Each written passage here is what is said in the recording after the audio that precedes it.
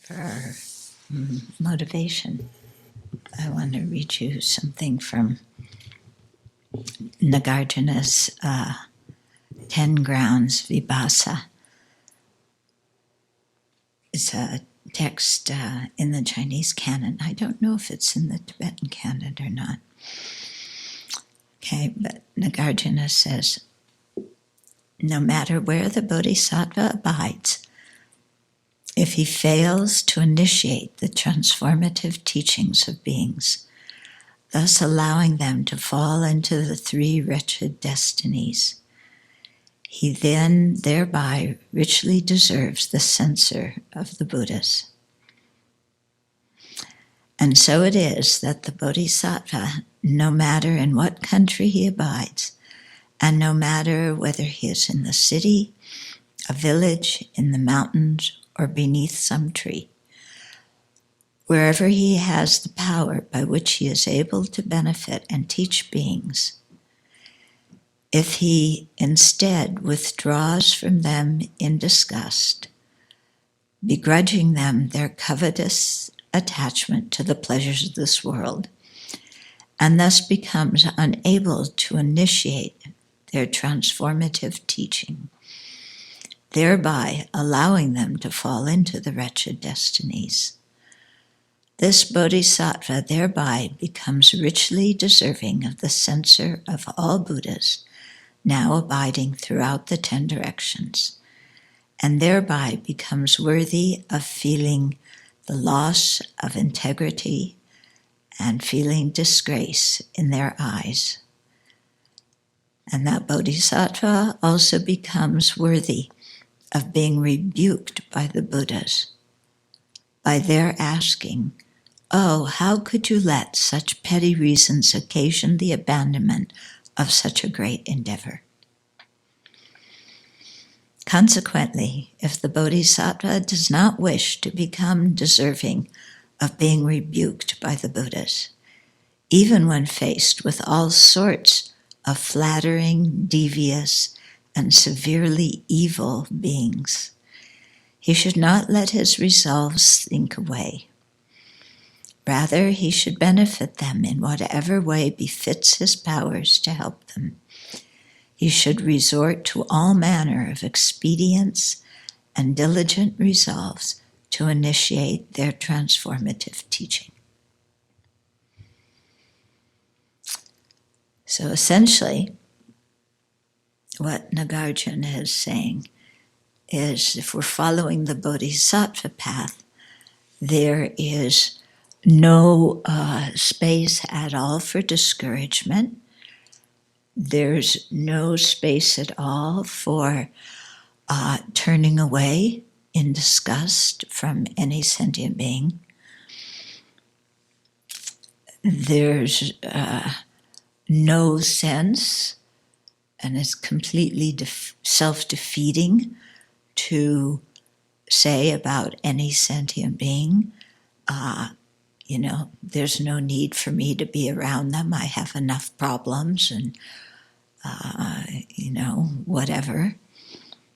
Okay, so the teaching is that in every way we can to open our hearts to each and every living being and to benefit them in one way or another through teaching. So teaching doesn't necessarily mean that you give a Dharma talk, but there's many ways to teach, through our example, through humor, through all sorts of things. But it all depends on having the Bodhi resolve, the Bodhi citta, prominent in our mind. If we let that go, then we become deserving of being rebuked by the Buddhas. So, would we rather be rebuked by the Buddhas or rebuked by sentient beings? Most of us, truly, if we look in our hearts, would rather be rebuked by the Buddhas because we cannot bear to be rebuked by sentient beings. because we're so attached to what sentient beings think of us. Yeah, we'd much rather have the approval of sentient beings than the approval of the Buddhas. The Buddhas are far away, they're abstract, but all these sentient beings, I want their approval. Even if they flatter me, even if they deceive me, doesn't matter. So that's saying something about our lack of bodhicitta, isn't it? Yeah. That we would much rather have the Buddhas rebuke us than sentient beings. Yeah. Which is completely stupid, isn't it? Because sentient beings are afflicted beings. So whatever they say, whatever they rebuke us for, we have to take that with that perspective of knowing that they're living beings with defilements in their mind. You know, if Buddhas rebuke us, and there's no defilement, we need to listen to what they say. But are we capable of that? Or would we much rather have people tell us how wonderful we are, how nice we are? Yeah, rather than tell us the truth.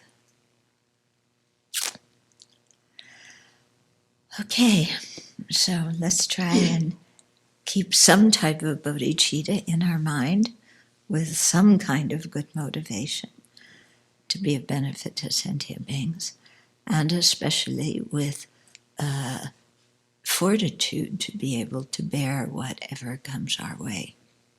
So we're on the section that is one with X and different from X as subjects, right? Yes. Okay.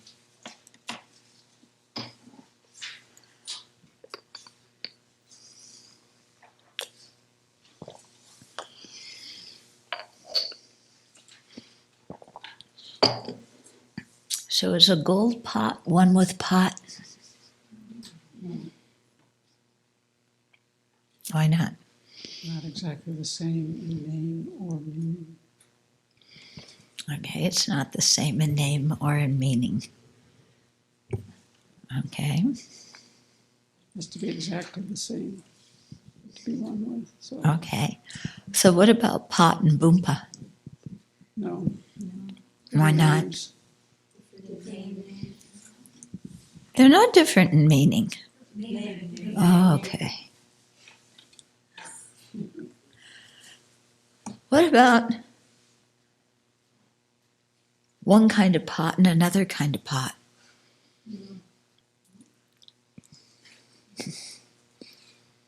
Oh, it's pot and pot. It's pot in pot. Give me some of the pot in the pot.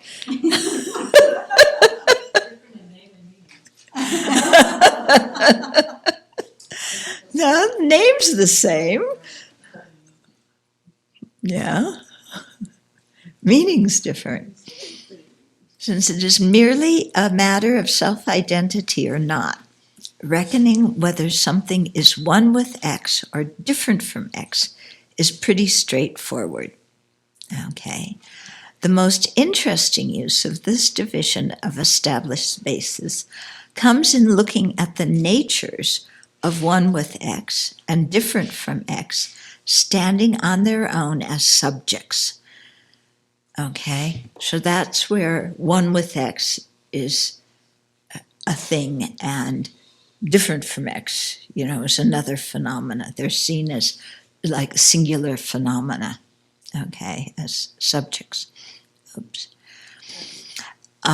Please note that here one with X and different from X are always connected with hyphens. Always. Don't you dare leave those hyphens out. Okay. When used in the subject position, this is done to show that the words stand together as a description of a single entity in and of itself. When used in the predicate position, as in sound is one with sound, okay, one with sound is still connected with hyphens. This is because, in that context, the words mark a quality of sound in the way that a red car is red. But we all know that a red car is not red, is it? No. It can't be red. But what's he saying here? A red car also isn't the color of red. It has the quality of redness. But is it red? No. So that makes the way we're speaking English completely stupid, isn't it? Yes. Yeah. Are you monastics?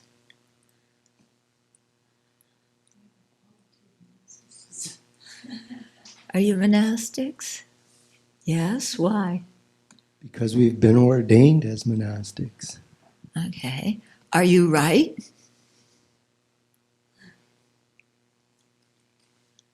Am I right? Yeah. Whenever you give an opinion, or most all the time when you give an opinion. Are you right? I guess sometimes my opinion is right, and sometimes it's wrong. Sometimes it's subjective. But what about you? Aren't you right when your opinion is right? That's how They we don't say hire it. your opinion for the job. They hire you for the job. I'm not for hire.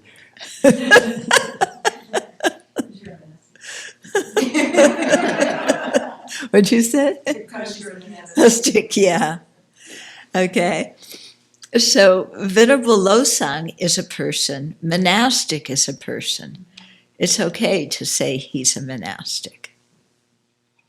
Don't you think? Yes. Yeah. Okay. Is he right? About being a monastic? Or just about anything? His opinion is right. Yeah, an opinion can be right, but we often say the person's right. That's wrong. Yeah.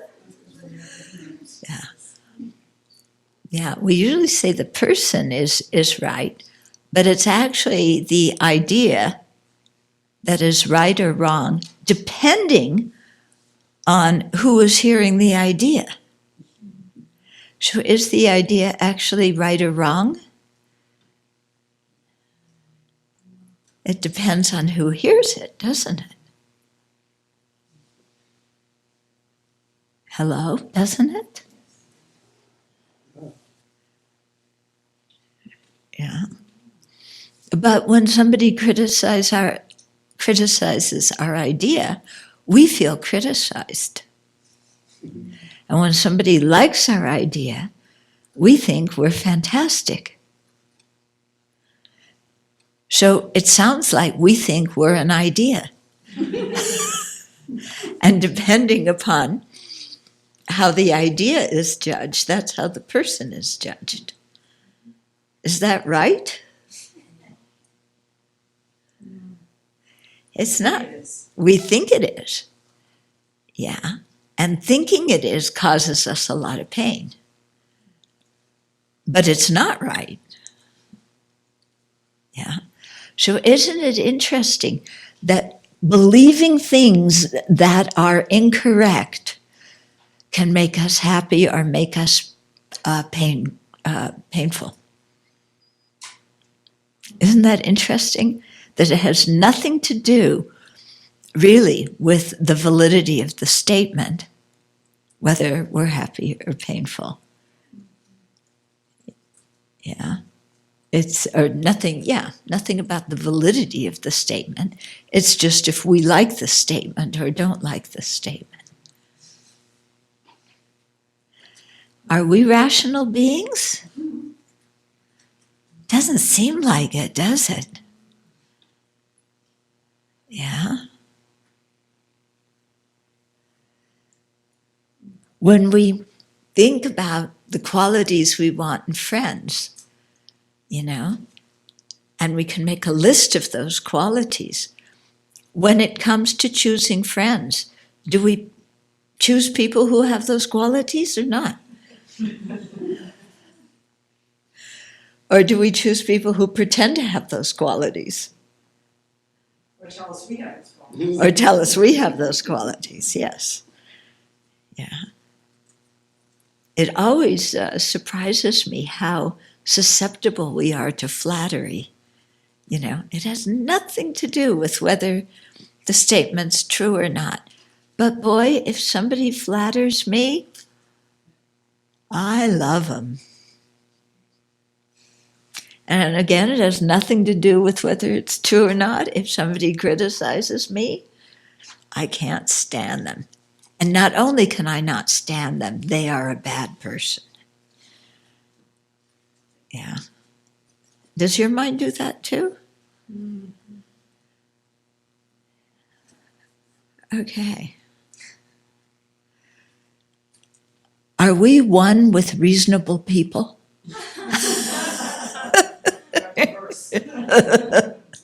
How about what is different from reasonable people? Are we in the group different from reasonable people? Yes. Certainly seems like it, doesn't it? Yeah. Are we in? We're not one with reasonable people. What is one with reasonable people? Reasonable people. Reasonable people. Okay, so we're not one with reasonable people. But we are different from reasonable people. Are we one with being different from reasonable people? Yes. Well, Are we one with being different from reasonable people?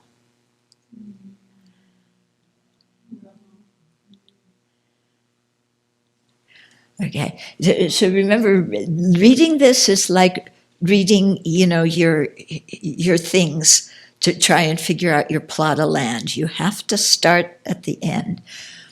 So one with being different from reasonable people. So what is different from reasonable people? Everything except reasonable people. Okay. Are we one with that? No, why not? Hmm? The category is bigger than just unreasonable people. No, isn't it because we're not the same in name and meaning? Okay, to be one with, you have to be the same of name and meaning. Are we included in different from are we included in what is different from reasonable people? Yes. Yeah, we're included in what is different from reasonable people, but we're not one with different from reasonable people, because only different from reasonable people is one with different from reasonable people. Okay? Yeah. So if that doesn't make you believe that you lack reason.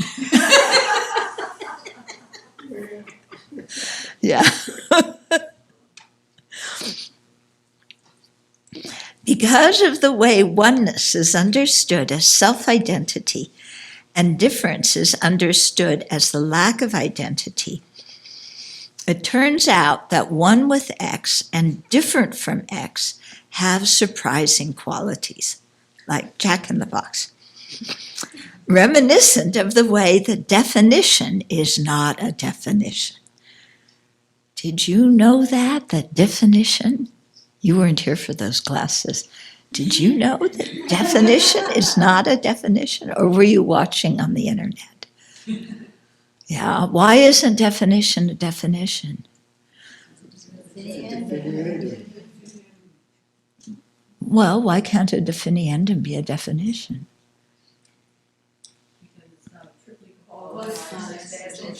It's not a triply qualified substantial existent. Okay. Okay. You know what a triply qualified substantial existent is? Wow. We're learning a bunch of big words here that nobody else in the world knows, except a few people in India, but they know it in Tibetan, so it's not even one with what we know.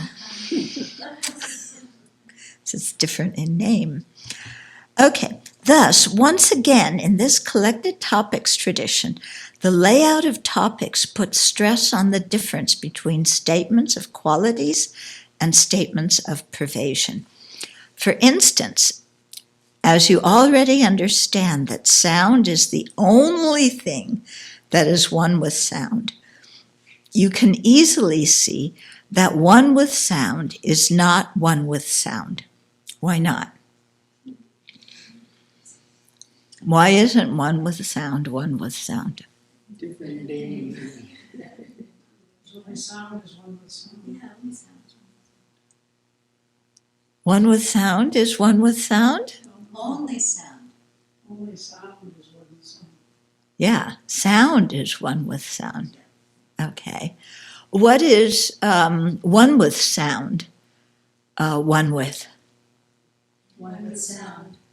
So say it in a whole sentence. One with Sound. One with sound. Okay. Okay. How about, so is one with sound different from one with sound?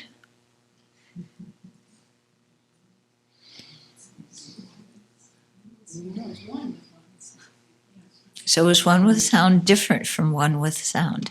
No. No. One with sound is one with one with sound. No, we just said one with sound is not one with sound. No, that's right. Only sound is one with sound. So is one with sound different from one with sound?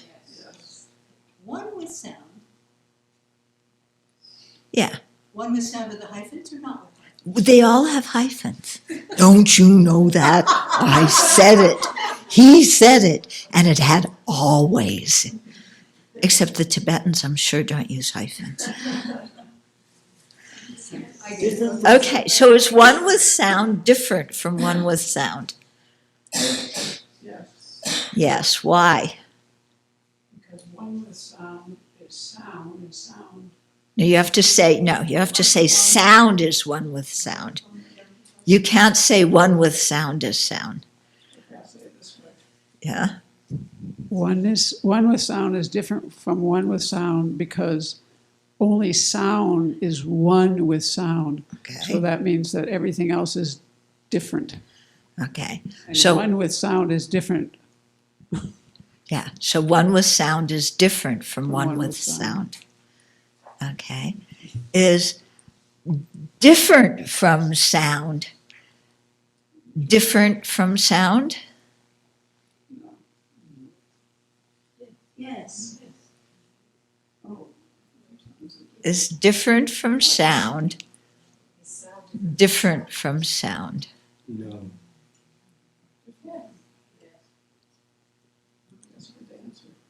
The next sentence is different. From Okay, sound, start. Yeah, you're right. It'd be nice to have a whiteboard today. But different is different from sound.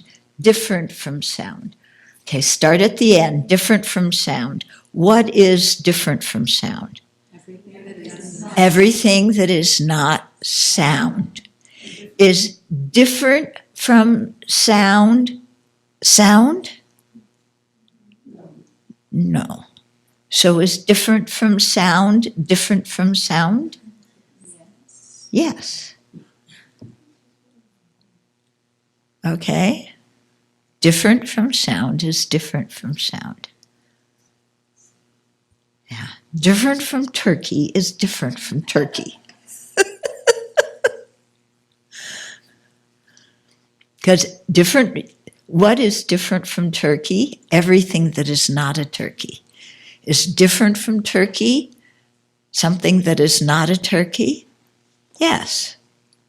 Is one with turkey something that is different from turkey? Yeah. Yes. Why? They're different in name Yeah. and meaning. They're different in name and meaning. Poor turkeys.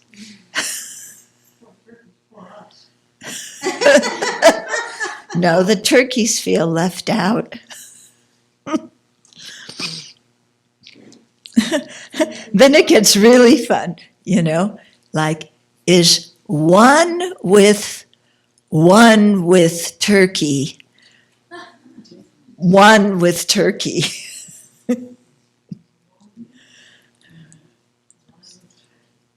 Or is one with different from turkey, one with turkey?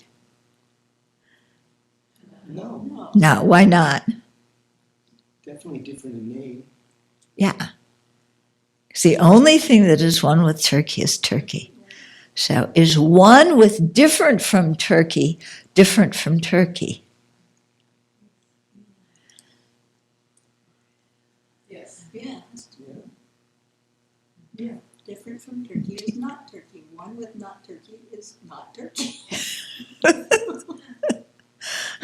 One with not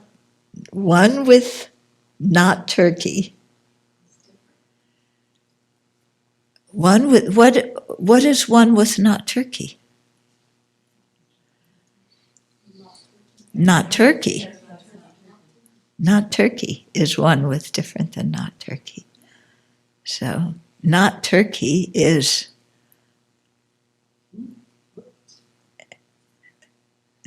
different. I forgot which one was where we were. We need to write these down. So one with different from turkey is one different from turkey, one with turkey. Yeah.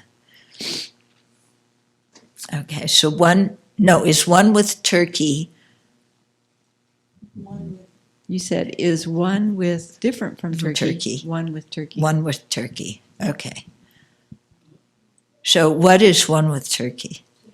Turkey. So is one with different from turkey? One with different from one with turkey? No. Yeah. Is one with different from turkey different from turkey? Yeah.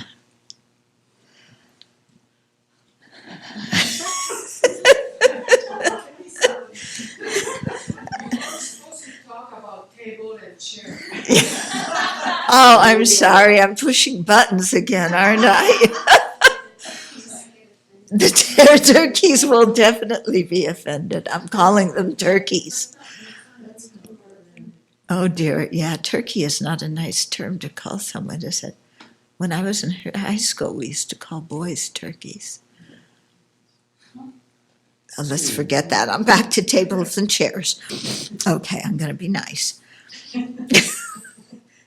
Did you call boys turkeys in high school? No?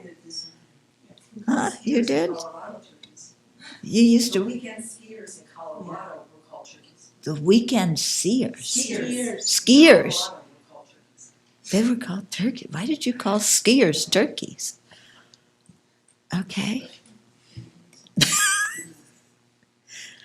Are turkeys one in meaning with skiers? Weekend skiers in Colorado. Certain parts of Colorado. Okay. Okay, for instance, we already did. Rather, one with sound is one with sound. However, since sound is the only existent that is not different from sound is different from sound. Why? Why is different from sound different from sound? Same in name and meaning. Exactly the same.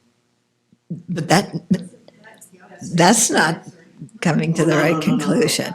Why is different from sound different from sound? Okay. What is different from sound? Everything that's not sound. Is different from sound, does it fall in the category of everything that's not sound? Yes. Yes. How about one with sound? Does that fall in the category of everything that's different from sound? Yes. Why? Yeah, it's different than name in name.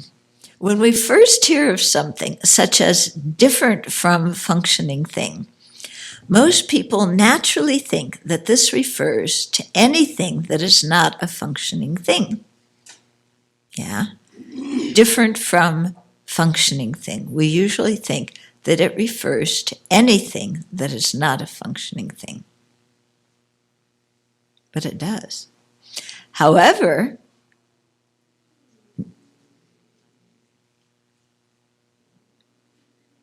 does it or doesn't it? Is different from functioning thing not a functioning thing? No, it's not. Is different from functioning thing No. not a functioning thing? Doesn't it include function, other functions? If we're using different from functioning thing as a subject, is it permanent or impermanent? Permanent. Permanent. So something that's permanent, different, a non-functioning thing? Hmm? Impermanent would be included because it's different from function, because it's different in name. Yeah. But just, it's, no, let's see, let's go back here. No, because it's non-functioning thing and different from functioning things. And those two terms refer to two different things. They're not mutually inclusive. Okay. Let's do go through the possibilities. Okay. So what is different from functioning thing and non-functioning thing?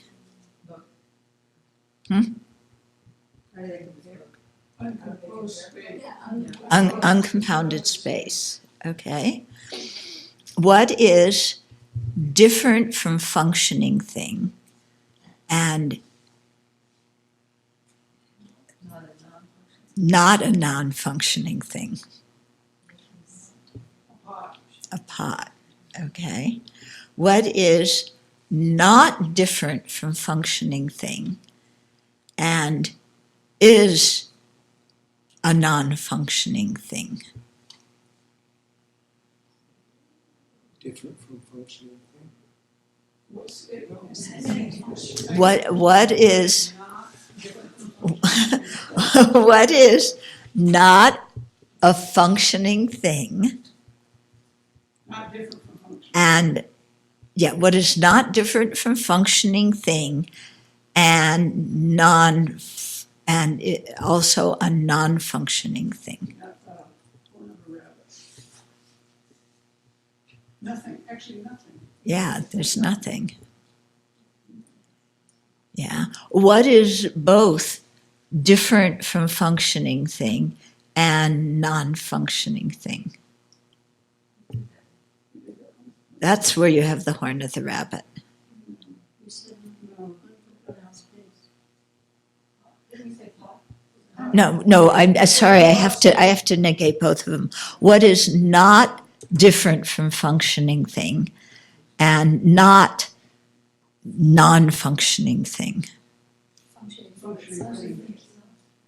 No, what is not different from functioning thing is functioning thing, and is that not non-functioning thing? Yes. Okay. Yeah, so it's 3P, right? has any non-existent. There's one that's a non-existent, something that is not a non-functioning thing, but is not different from functioning thing. Yeah, horn of a rabbit. Okay, so a horn of a rabbit is not a functioning thing, and it's not different from functioning thing. Because it doesn't match the definition of being, which includes being a phenomenon. Okay, so what's different from functioning thing would be anything that is not a functioning thing, but it's not that, so it would be functioning thing. So is there something that is a non-functioning thing and also a functioning thing? Yes, a horn of a rabbit.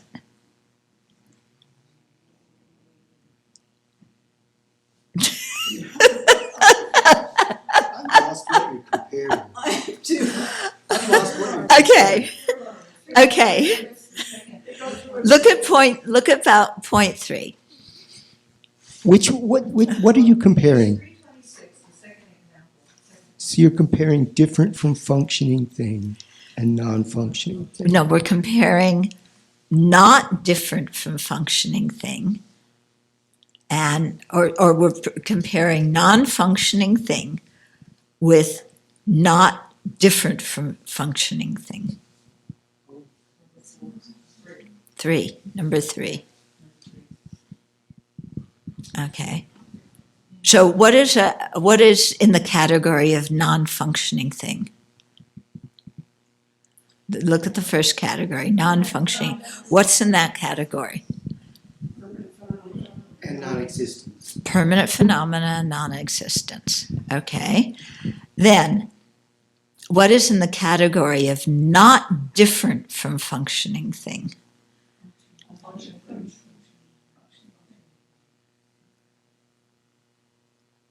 Okay, functioning thing. What was the first one that we had?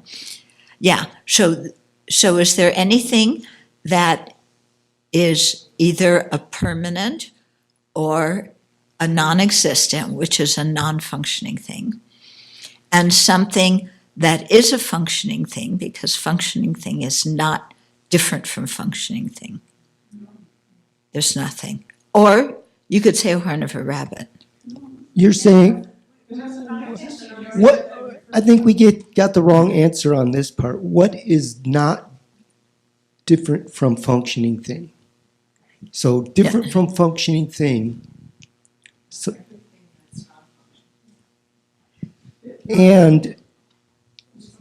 but if it's not different from functioning thing. Yeah, then it's a functioning thing. No, there's one more thing that's included. That's What? because non-existence. Non-existence are included in that because they're not different from functioning thing, because they are the definition of different from functioning thing is a phenomena that is not Right. and so they don't fit that definition. Yeah, they don't fit that definition. So they're not. They're not. They're not different from functioning. No, they're not. They're not different from functioning thing. No, they are different from functioning thing. Not. Yeah, not.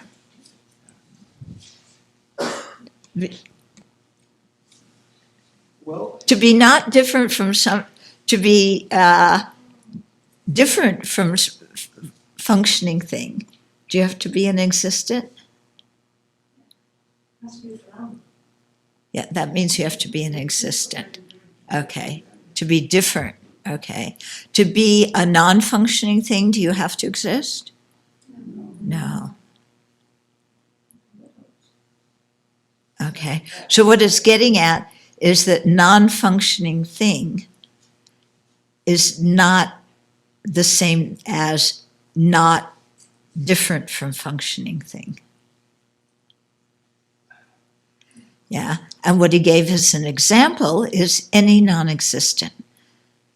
because any non-existent is not a functioning thing. And a non-existent, our rabbit's horn, our sky flowers, are not different from functioning thing.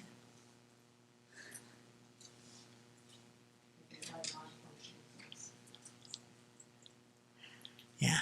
So is your brain a functioning thing at this moment? I don't know, my brain is a little bit had it. Is that with hyphens or without hyphens?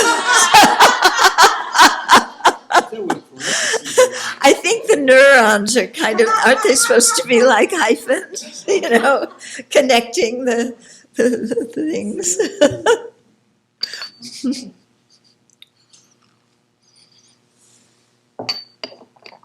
Since there are 4 possibilities between these two, so he says, it is apparent that something's being different from functioning thing does not mean it is not a functioning thing.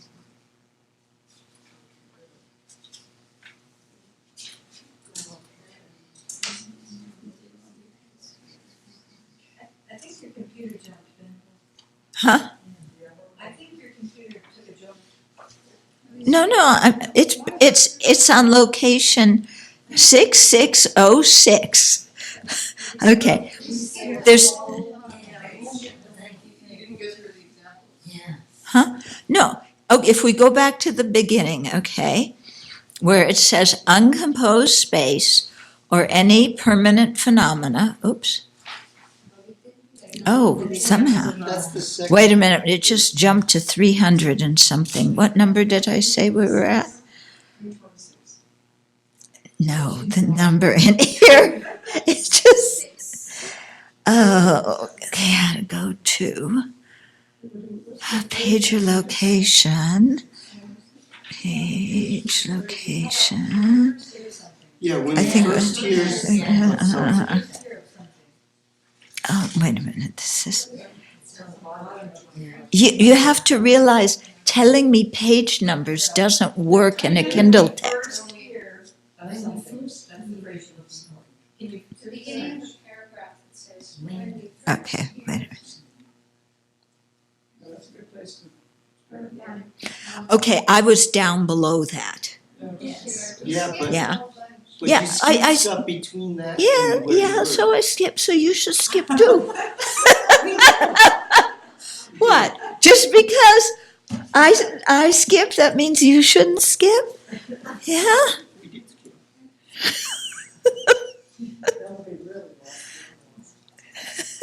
I know where I am, you just don't know where I am. Okay, so let's go back. When we first hear of something as different from functioning thing, most people naturally think this refers to anything that is not a functioning thing. However, think of the world of phenomena that are included in different from functioning thing. It includes every existent other than functioning thing itself. Functioning thing itself expressed as functioning thing. Thus, it includes every permanent phenomena and all impermanent phenomena not called by the name of functioning thing in and of itself, but no non-existence. Okay, so that's talking about different from functioning thing. Okay. So, on first impression, it may seem that functioning thing and different from functioning thing would be mutually exclusive, but actually they compare as 4 possibilities. So I jumped all of this because then you had to think and not look at the book. Okay, but now we're cheating, so we'll cheat together. So 1, okay, so something that is both a pot, something that is both is yeah, something that is, okay, something that is both a pot, Something that both is a something that is both is, okay, So something that is both different from functioning thing and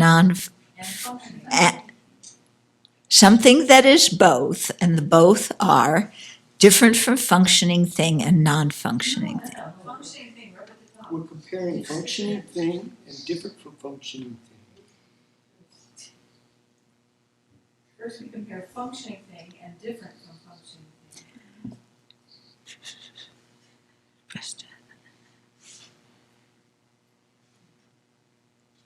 Okay. Okay, so it may seem that functioning thing and different from functioning things would be mutually exclusive. Okay, I was down at the bottom one again. Okay, so something that is both functioning thing and different from functioning thing is a pot, a pillar, or an ultimate truth. Table and chair. Table and chairs. Yeah. Okay. So something that is different from functioning thing, but is not a functioning thing, is something that's different from functioning thing. Yeah. Yeah. So some permanent phenomena. Okay. Or, well, yeah, object of knowledge, that's permanent. Okay, so only functioning thing itself. Okay, so what is a functioning thing but not different from functioning thing? Only functioning thing is, okay? And something that is neither a functioning thing nor different from functioning thing. So something that's not a functioning thing, and it's not different from functioning thing, is, Any non-existent. huh? Any non-existent. Yeah, any non-existent. Okay, are you with that? Huh? It seems cheating. Okay. One problem I'll speak about. So what's hard for me about this is when we talk about different, you can't use non-existence. But when we Right. say it's not different, then we can bring in the non-existence. Right, right. Why is that? So that's what he's pointing out, that using the word different from has a different meaning than non. Non-X and different from X are different. They don't mean the same thing. Yeah, so not, yeah, okay, so even though the X has different from in it, then, let's say, we're saying not different from functioning thing, and because we're saying not different from functioning thing, it's like saying non-whatever. You could put whatever you want in there, and so that means we're not looking at a difference, so we can have the non-existence in there as a possibility. When you compare two objects, Yeah. when you look at things that are different, they have to be existence. They have Right. to be phenomena. Right, But because, and so what's confusing here is we're saying different from functioning thing. If you just have different from functioning thing, you can't include any non-existence in there. But when no, you you say, can. No, you can't. You can't. That's right, you can't. But when you say not different from functioning thing, now you can because you're doing a different from functioning thing. Just like you're doing a It's non. because you couldn't include them in the first one. No, I think it's because the No, if you say non different from thing. functioning It's like saying thing. non-anything. And you can include non-existence when you do non-whatever. No, but what is different from functioning thing? Everything but functioning thing. What is not that? Every phenomena that's different from Yeah. functioning thing, but it Yeah, doesn't include, every phenomena that other than functioning thing. right, So what is non that? right. That's why you can do it, because it's a non-state, a non, I don't know what the word is. That would, yeah, if you use non, it includes non-existence. Right. And If even you though we're use using different from, it different doesn't. from, it's still a non. Yeah, And use non-existent. That's where I was confused. yeah. It's easy to get tangled up. Yeah, like what is non-different from functioning thing? Or what is different from non-functioning thing? Yeah, okay. So give an example of something that is different from non-functioning thing.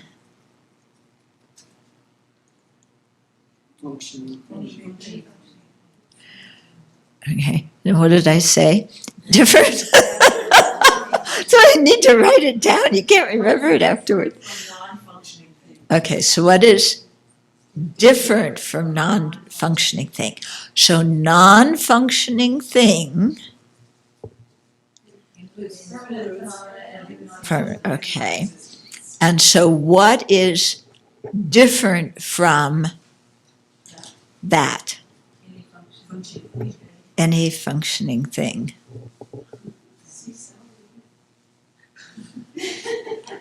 So any functioning thing, pot, is different from non-functioning thing. Okay. Now, what if we reverse it and say, what is non-different from functioning thing? Non-different from functioning thing.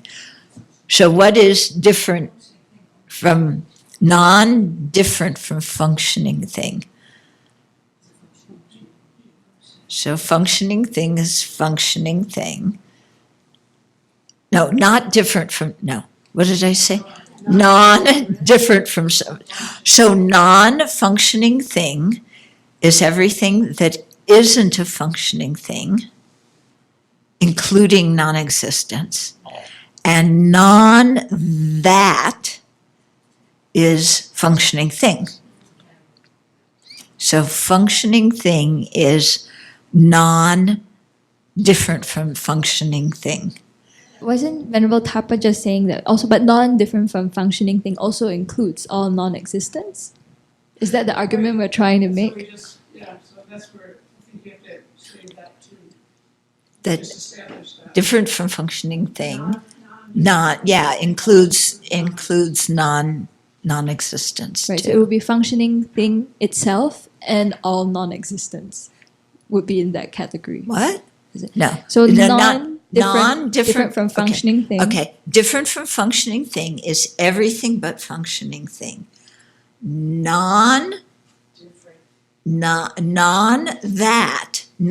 Everything that isn't functioning thing is functioning thing and non-existence. Right? That's what we're asserting, is what I'm hearing. Yeah, it seems to be what we're asserting. Functioning thing and all non-existence. What a group. Yeah, who put those together? So with something that's not different from functioning thing, when you use different as functioning thing as a subject, or not, or when you use different from functioning thing as a subject, well, you think about what fits in the category of different from functioning thing. Yeah, what fits in that category? Is phenomena that are not Functioning things. things. No, not everything. Everything that's- but every phenomena that is not a functioning thing. By in that name. In name and meaning. Yeah. Yeah. Well, So pot is included in different from functioning but that thing. doesn't include non-existence. Right. So when you say not different than functioning thing, it includes everything that didn't fit into that first category. That's why non-existence are included in that. Yeah, that's what we were just saying, that it includes non-existence, and functioning things. Functioning thing by itself. Yeah, functioning thing itself and non-existence.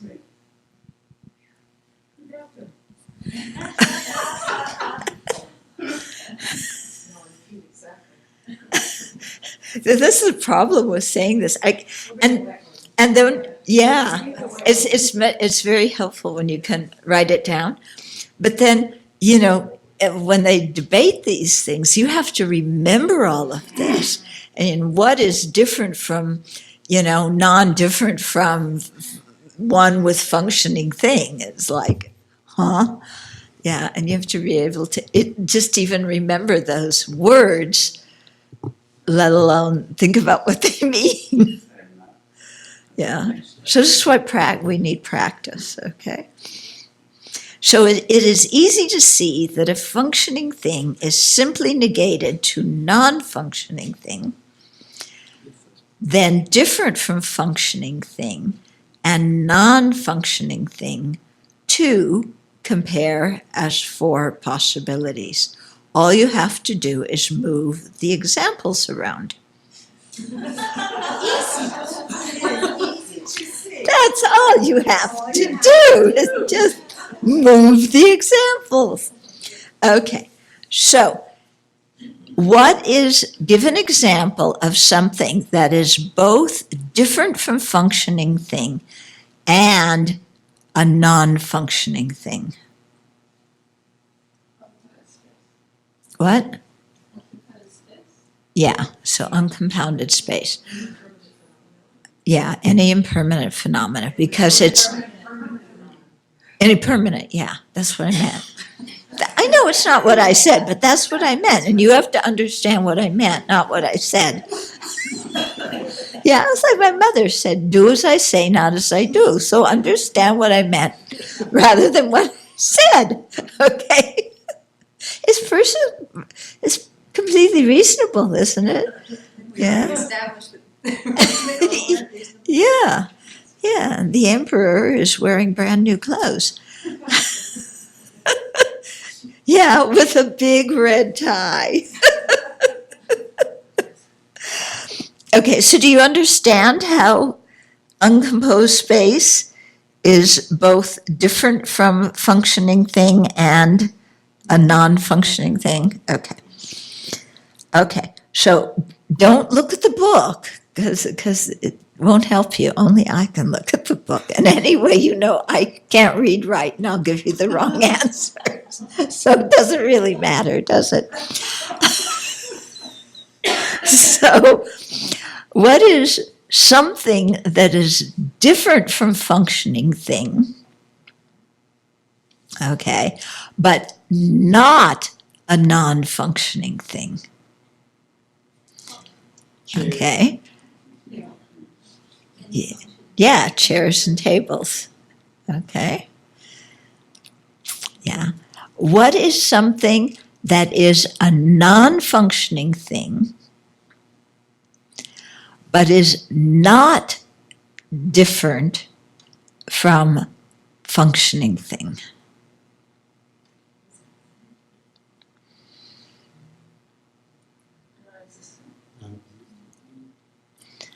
Huh?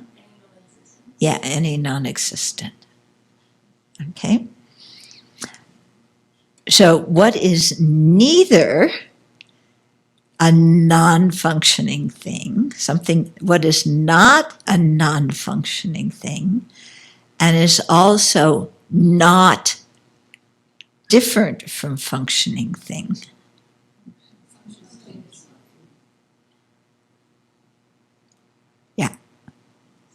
That's the functioning thing. Okay, so okay, something that is a non-functioning thing. Okay, so is functioning thing itself a non-functioning thing? No. Okay. So it is not a non-functioning thing, would be functioning thing, and something that is not different from functioning thing would also be a functioning thing.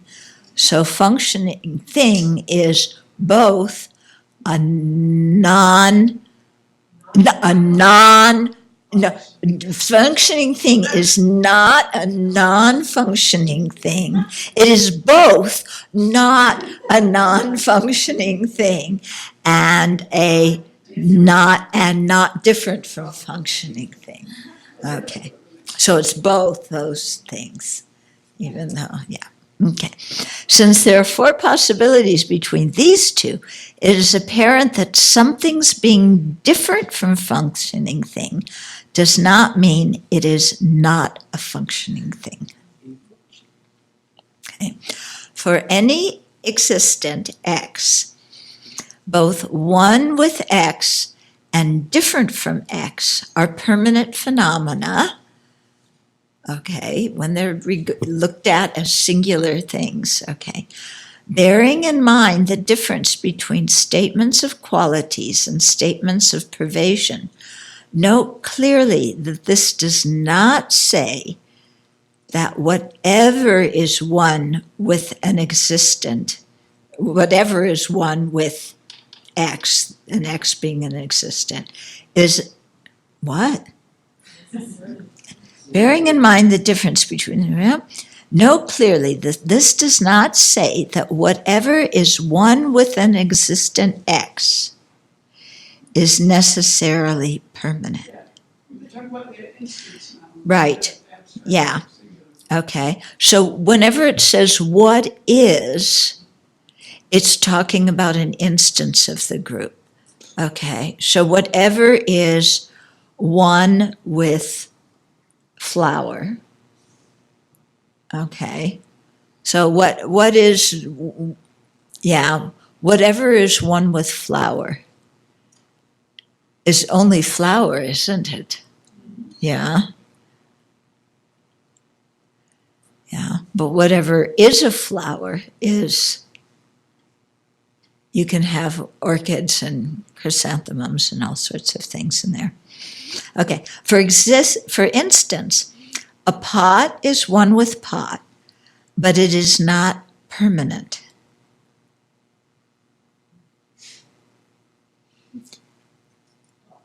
Okay, so what it's saying here is one with pot, regarded as a singular term, is something permanent. But whatever is one with pot is not necessarily permanent. Why is one with pot permanent? Say that again. Why is one with Pot, because it's one with pot is a singular abstraction. Yeah, it's just an abstraction the mind made up. Like different with pot is also an abstraction, but whatever is different from pot is not necessarily an abstraction. You can also see it this way, that helps me, is like one of them is a conception. One of them is a conception. Both of them are Both conceptions. different from pot. The singular abstractions are conceptions, whereas they're objects? objects. Yeah, Yeah. right. Whereas the objects could be like the flower or the tree. So there are things that you can actually even see often. Maybe that doesn't help you. Yeah. Okay. For instance, a pot is one with a pot, but it is not permanent, even though one with pot is permanent. Okay.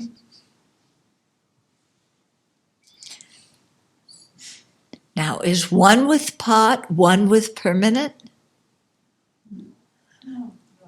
No. Okay. They're different in name and meaning, but one with pot is permanent. But whatever is one with pot is not permanent. Okay. And whatever is non one with pot, is that permanent or impermanent? whatever is not one with pot. Is that permanent or impermanent? As a category, it's permanent, Okay. but it includes Whatever, what did we say? What are we looking at? I forgot. Whatever is not one with pot. Okay. So whatever is, okay. Now there's two ways of looking at it, because whatever is not one, no, we would have to say non-one with pot. You said whatever is, now you're looking for. Yeah. So whatever is not one with pot. Okay. So what's one with pot? Pot. So everything that's not one with pot is all the existence that aren't pots, that aren't pot. Okay. Then? So is that all existence that are not pot? Some are permanent, some are impermanent. They're not necessarily. Yeah, they're not necessarily permanent. But the category, yeah, but if we say, but we said whatever is, yeah, so whatever is looking for instances, so it could be, yeah, it could be that. Okay. Also, it is not the case that whatever is different from X is necessarily permanent, because, for instance, a table is different from a chair, but it is not permanent. However, one with table and different from table, understood on their own as subjects, are considered to be permanent.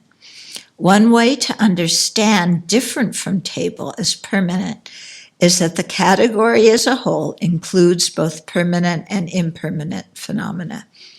Thus, the category as a whole is permanent. However, this way of thinking does not cover one with a table, because the only thing that is one with a table is an impermanent table. So the way to understand this assertion that both one and different on their own are intellectual abstractions. Okay, so the way to understand this assertion is that both one and different, one with X and different from X, on their own are intellectual abstractions.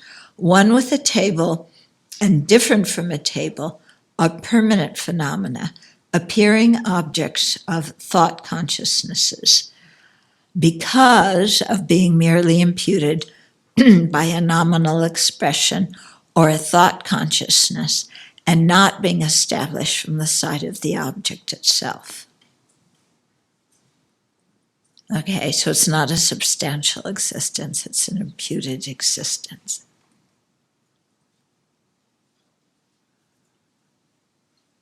Okay, because it's not established from the side of the object itself, but it's established by conception. Okay, for any non-existent X, one with X is non-existent, and different from X is existent. For any non-existent X, one with X is a non-existent,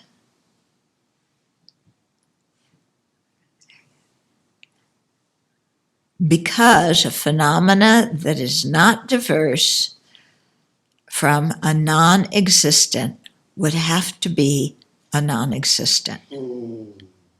Let's try that one again. Let's try for the top of the paragraph. For any non-existent X, okay, sky flower, One with X, yeah, is non-existent. Okay, one with skyflower is non-existent. And different from skyflower is existent.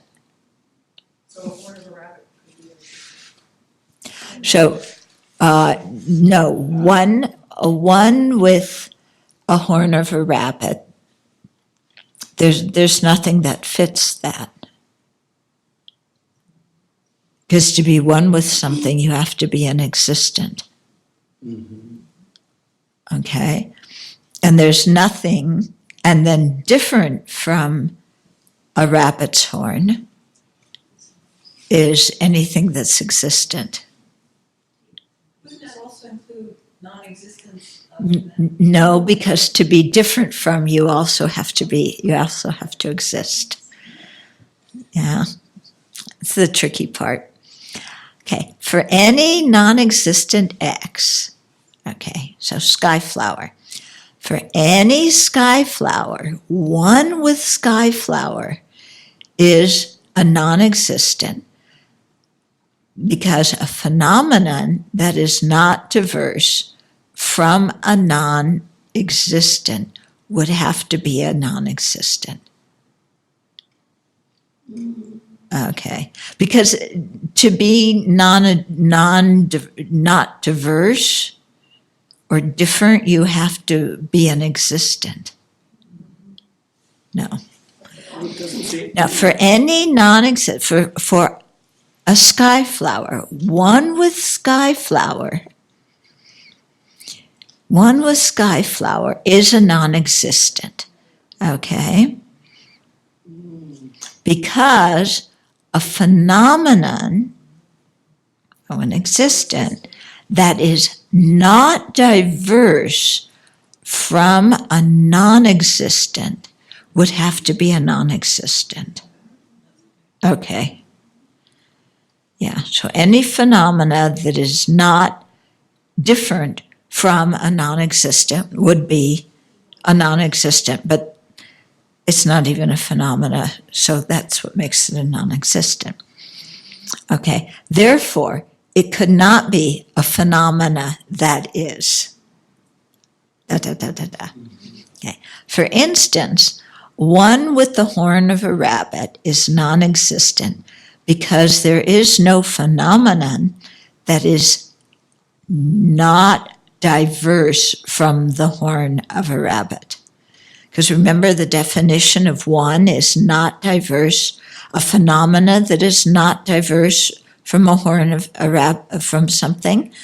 But horn of a, you can't say that about a non-existent because you have to posit a phenomena that is not diverse from the horn of a rabbit. Yeah. So it would have to be one with the horn of a rabbit, but that's not a phenomena. Okay. If it is easier, yes, please. Say it this way. There is no phenomena that is exactly the same in name and meaning as the horn of a rabbit. Because there's no phenomena. Yeah? Okay. Yeah, what is a phenomena that is the same in name and meaning as a rabbit's horn? There's nothing. Yeah. Okay. However, for any non-existent X, different from X is an existent because, for instance, different from the horn of a rabbit includes all existence.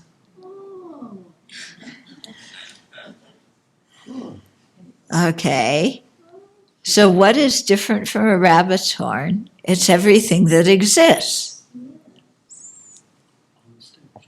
Okay. Because it has to be phenomena that are diverse from rabbit's horn. So you couldn't say skyflower in there. Okay, it has to be an existent. For instance, a table is different from the horn of a rabbit. Thank goodness. Because of being a phenomena that is not exactly the same in name and meaning as the horn of a rabbit.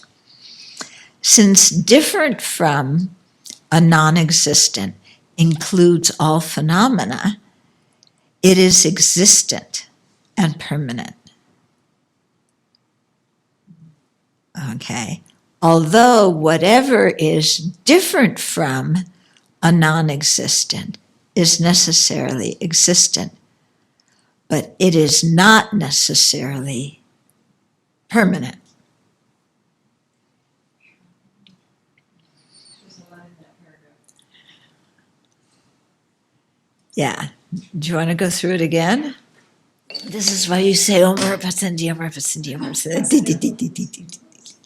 is D one with D D D D D D D D? Yeah. Is D one with D D D D D D D D? No. Is D different than D D D D D D D D? Is D something that is one with D D D D? No. Is D something that is different from D D D D? Yes. D D D D D D D D. D D D D D D D D. Okay, for any non-existent X, okay, we need something besides sky flowers and rabbit's horns and weapons of mass destruction in Iraq, because that takes too long to say. Okay, an inherent self.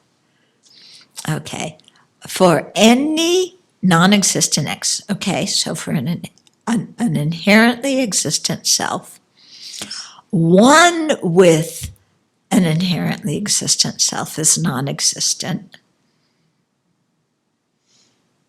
Okay, because an inherently existent self is non-existent. Okay, and different from an inherently existent self is existent. Okay, because it's a phenomena and it has to be different from an inherently existent self. So it includes all phenomena. Okay, oops. Okay. For any, where were we? For any non, so one, not person.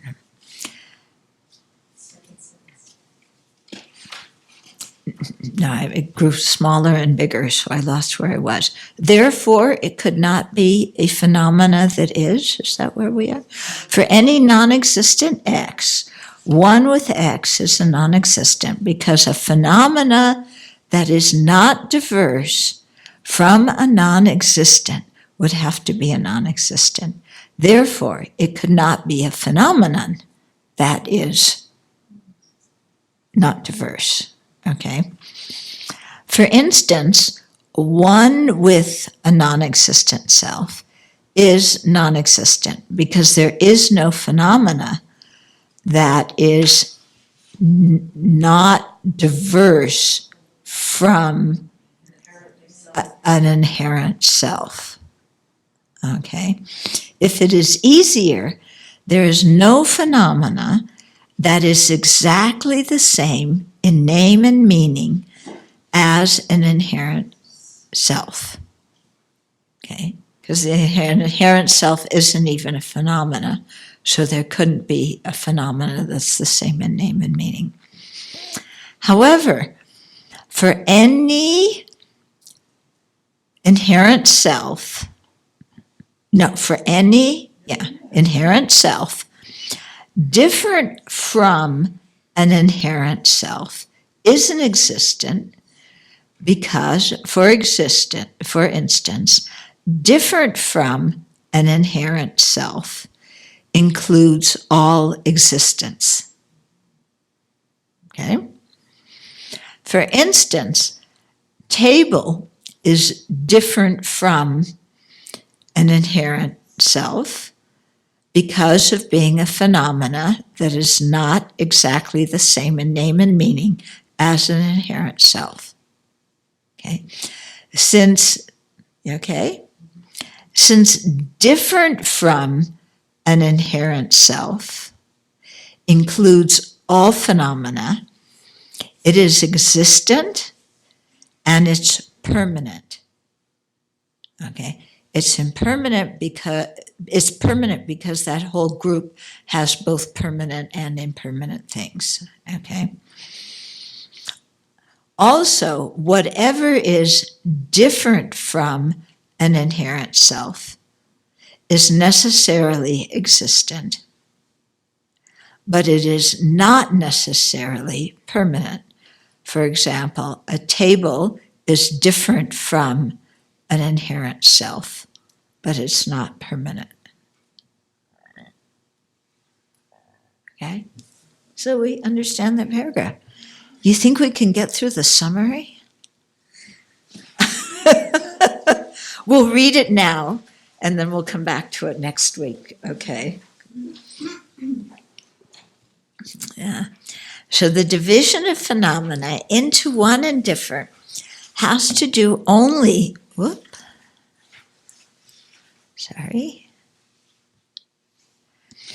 The division of phenomena into one and different has to do only with what are described as singular existence and what are described as groups of existence. This characterization includes what are described as because everything is one on its own, and existence in any size group are different.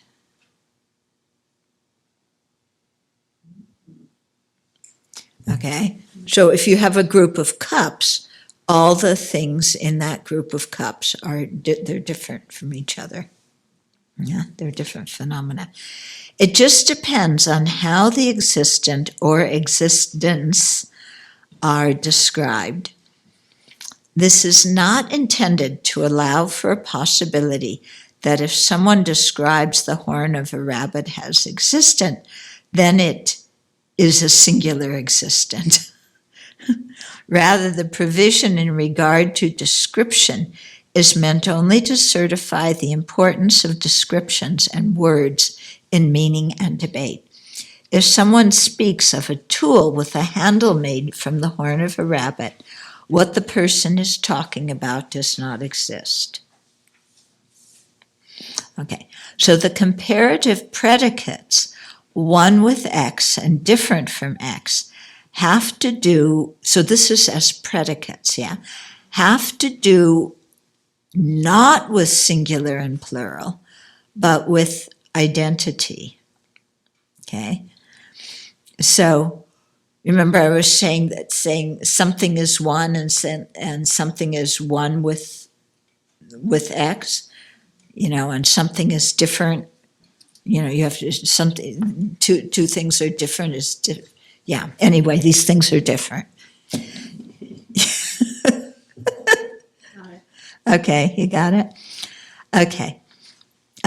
So the comparative predicates, one with X and different from X, have to do not with singular and plural, but with identity. Each and every existence is identical with itself and different from all other things, existent and non-existent.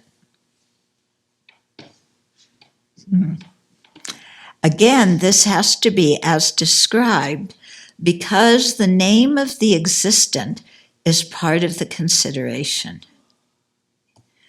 Okay, so you might give two names that refer to the same object, but how you say the name is going to determine whether it's one with something or different from something. Okay, he gives an example. It's coming. What you said, that is what we were talking about. For instance, suppose there is a vase on your table.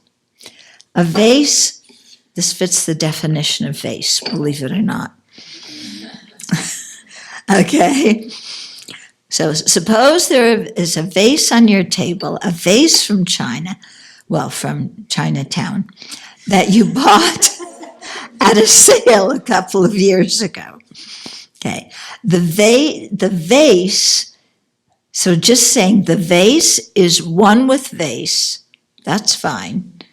But the vase is different from the vase on your table. Even though saying the vase and the vase on your table are referring to the same thing, the words are different. Okay?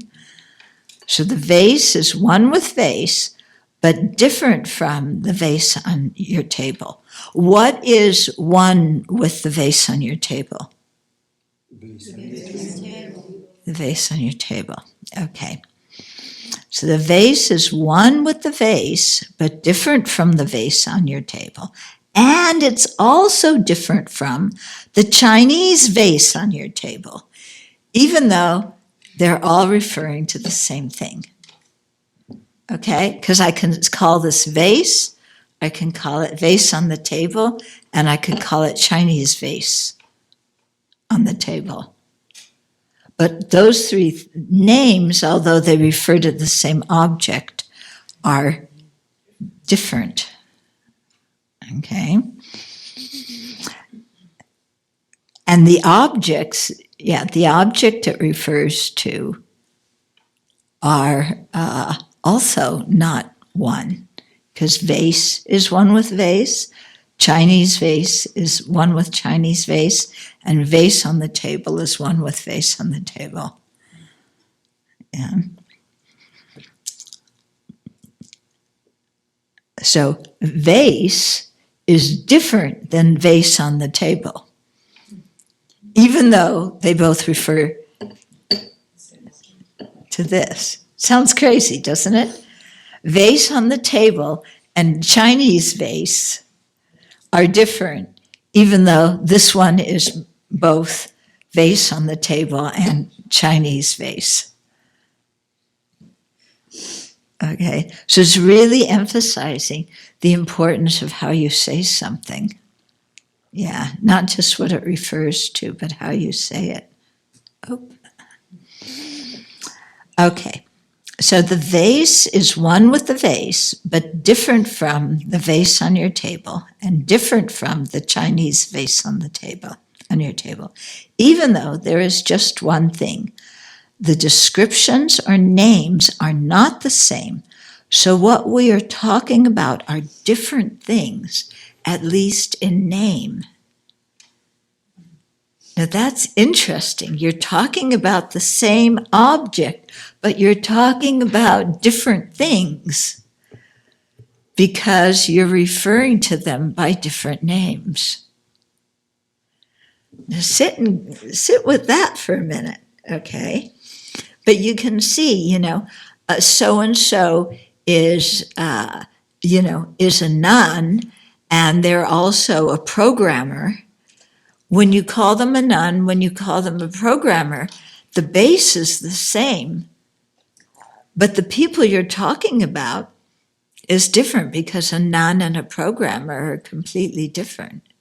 Even though the base, so-and-so is a nun, so-and-so is a programmer. You can say that. Mm-hmm. It brings to mind that how we label something makes it appear to a thought consciousness differently. Yeah, so that's the point. Yeah, if you say the pink cup on the table is different than saying the Chinese cup. Yeah. Because then I might think, does it say Chinese does it say China underneath it? Yeah. So it's interesting because we call people names, so-and-so is a jerk. So you can, we can say president and we can say jerk. I'm not talking about anybody in particular. Don't get offended. There's lots of presidents around. Okay. Yeah. If you look on the Abbey thing, I'm the president of the Abbey. So, not criticizing anybody else. So, jerk and president can refer to the same person. But when you call them a jerk and you call them a president, you think of them entirely differently, don't you? Yeah, the base is the same, but how they appear to your mind is totally different depending upon the word that you use for them. Yeah. And so this, when you really think about this in terms of how we describe other people to ourselves, you can really see how we create in our mind what that other person is to us by the words that we call them. Friend, enemy, and stranger. Yeah. Friend, enemy, and stranger. Also what we call ourselves.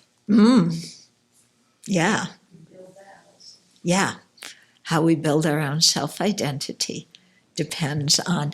So when we say wonderful person and we say lousy person, it could refer to the same person, but it's coming from two different moods about how I feel about myself. Okay. And one, I'm a wonderful person leads to arrogance.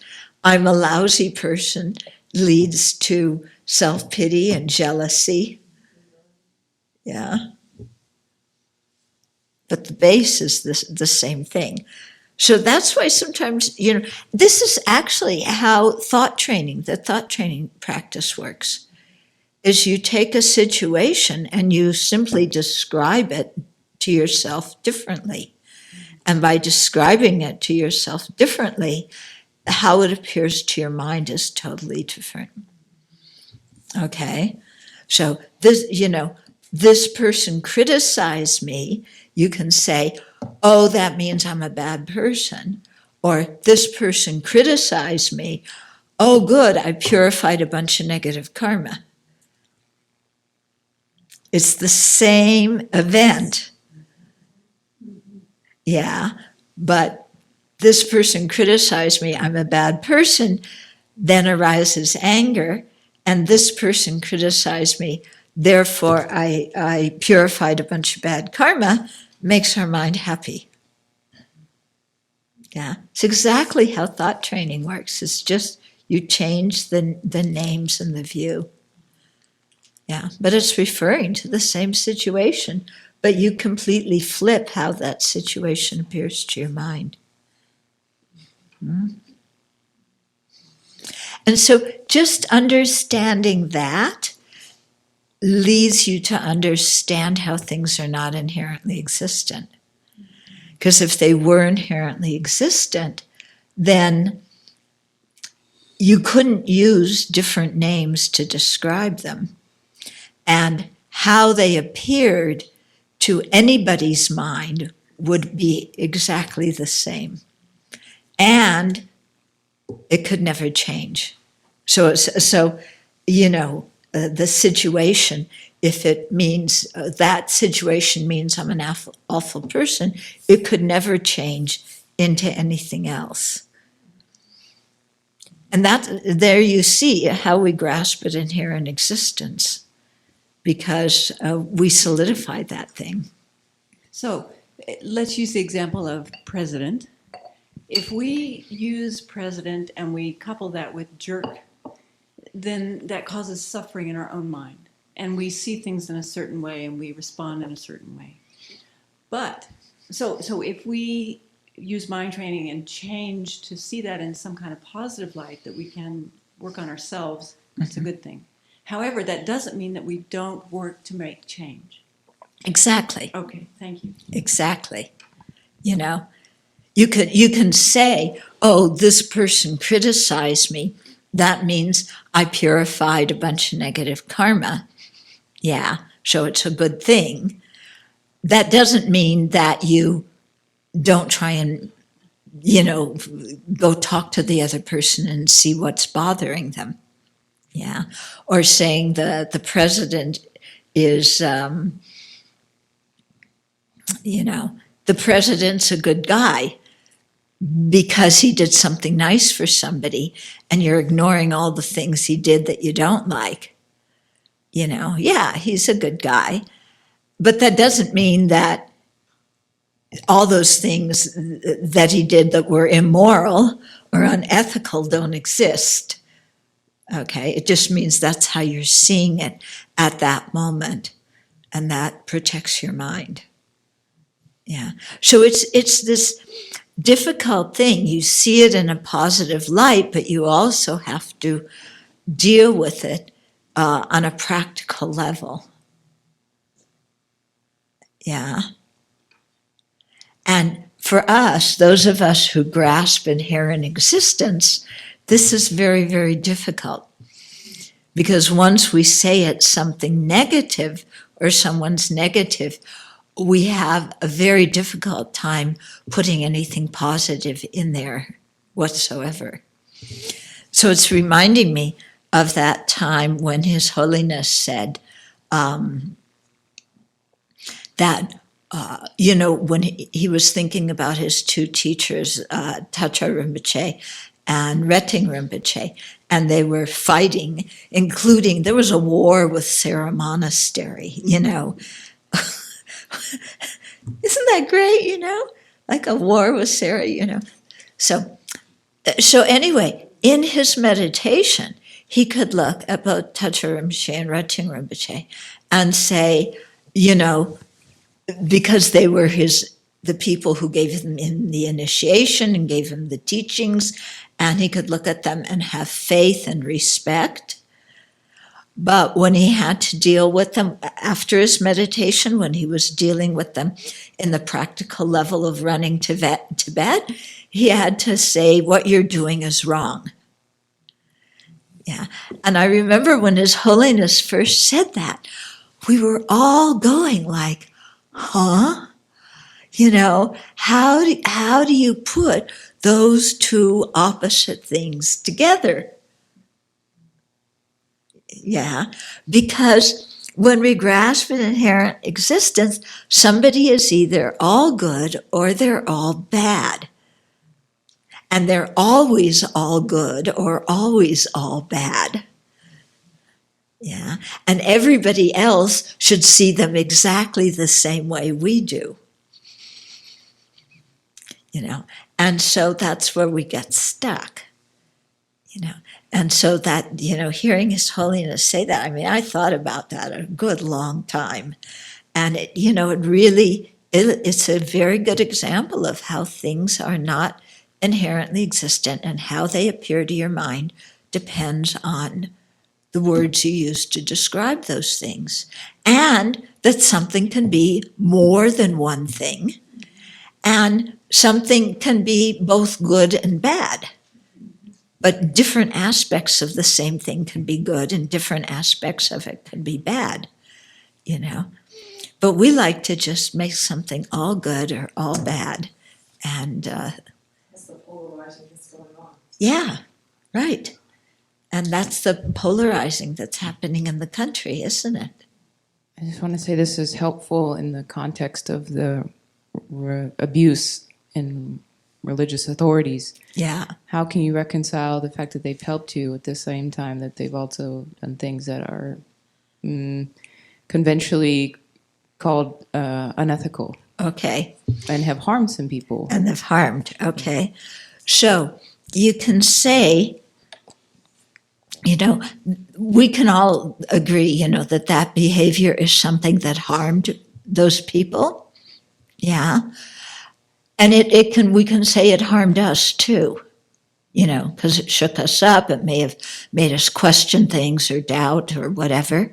But if you look at that thing, and that's why I told you the very first day, the way I look at it is, this is something for me to learn with so that I never act like that. So if I look at that action or that person who did that action, and I say to myself, they are modeling for me what I've done in the past, so I need to purify that, and they're modeling for me behavior that I could do in the future because I'm not beyond afflictions. So that is benefiting me. Yeah, if I look at it that way, that behavior that the person is doing is benefiting me.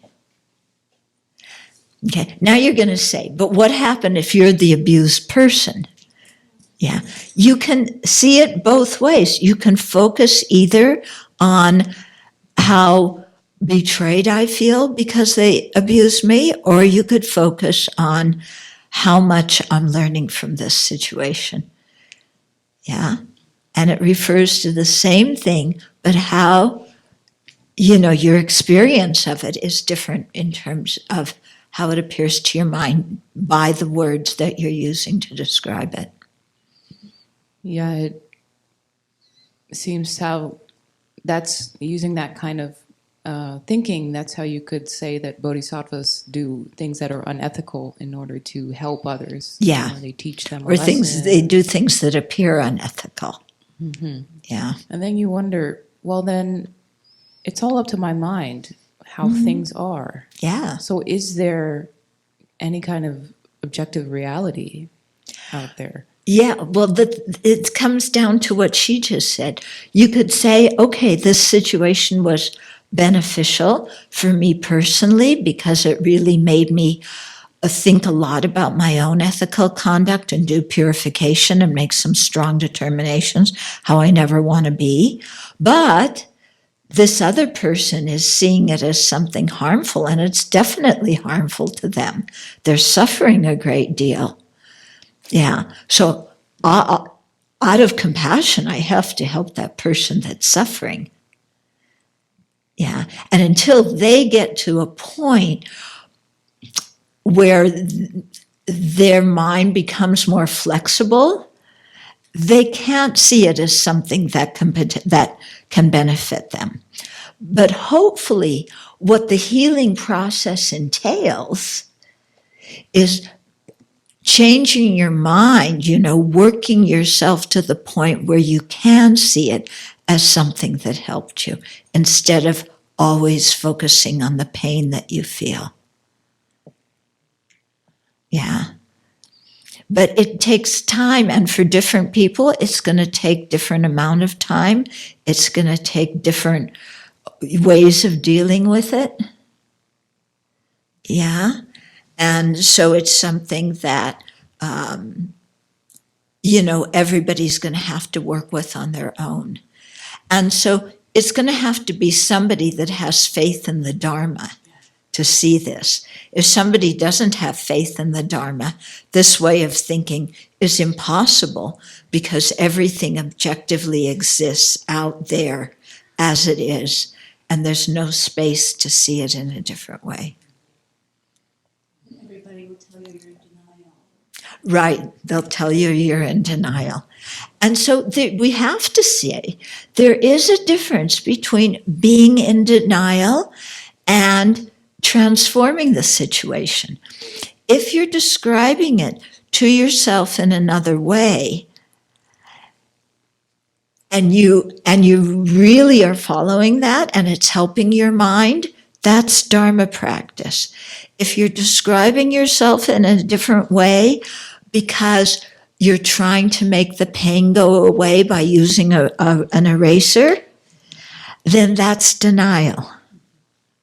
And so telling the difference within your own mind, requires a lot of wisdom to see what you're doing. And one way to tell is when you're whitewashing it and trying to make yourself think that way, after a while, you're not going to be able to do it and you're going to break down and say, I can't stand it. If you're really successful in training your mind, then the more you think that way, the calmer you feel. Yeah. So it just depends on, how well we've dealt with different things in our own mind.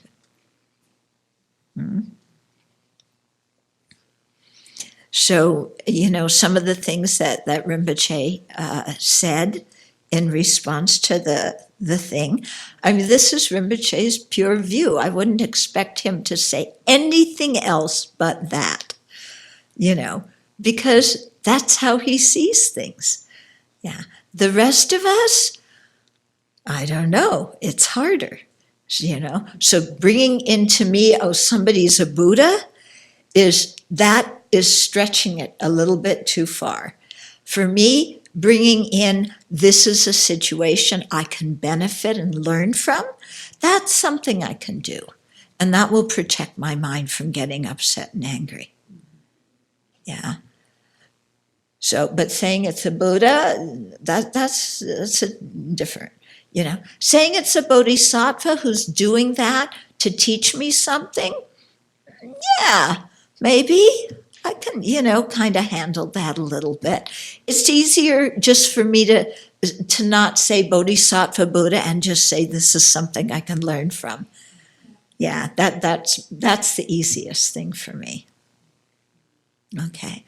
But we're all kind of at different levels in terms of where we're at, what becomes denial, what becomes healing.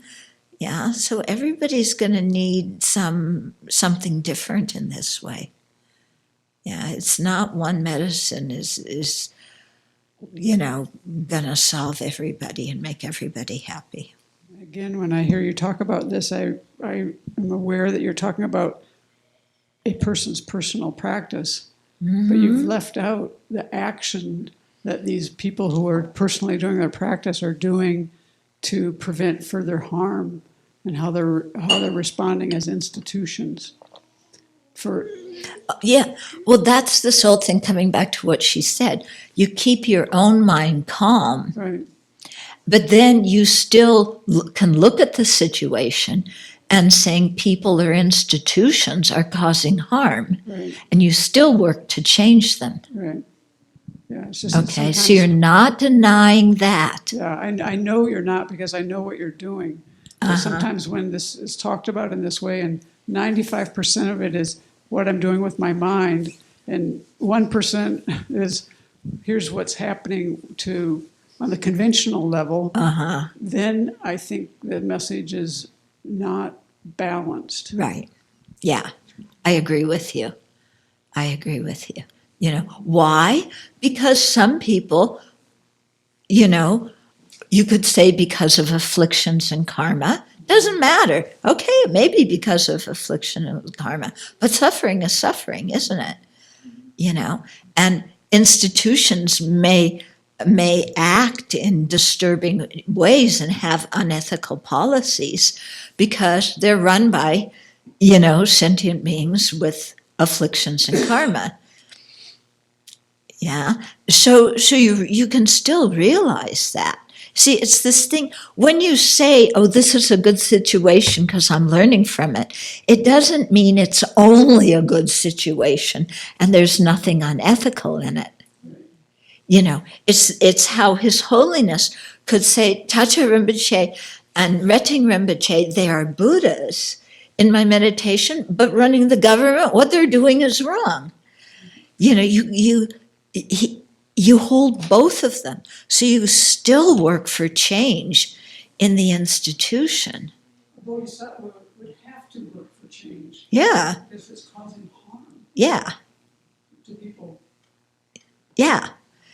Unless a bodhisattva could see all these people, because karma, and in some kind of way of seeing karma, could see that in the long term, it would be, they'd get enlightened quicker, but that's a little bit beyond me. Yeah. Okay. To consider that kind of thing is, so, okay. So this is good. I can learn from it. And we have to deal with it on the practical level because people are getting hurt,